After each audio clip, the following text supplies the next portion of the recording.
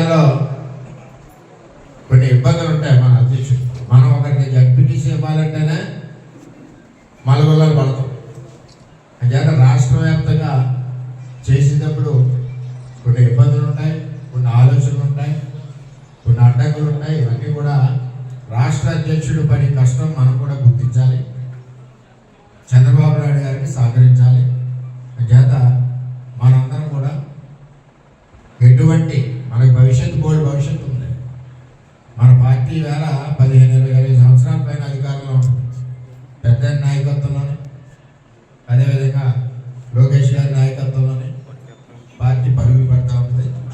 చేత దయచేసి మన అందరం కూడా ఎప్పుడు పార్టీకి అండగా, చంద్రబాబుకి అండగా, భవిష్యత్తు రథసారథి లోకేష్కి అండగా మనందరం ఉండాలని మీ అందరినీ కూడా మనస్ఫూర్తిగా కోరుకుంటూ మరి నేను సెలవు తీసుకుంటున్నా. అందరికీ నమస్కారం.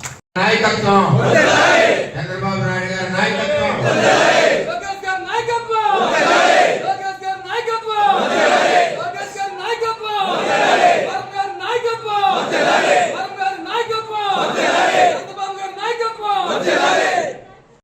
మా పిఠాపురం తెలుగుదేశం పార్టీ యొక్క క్రమశిక్షణ, మా పిఠాపురం తెలుగుదేశం పార్టీ కుటుంబం యొక్క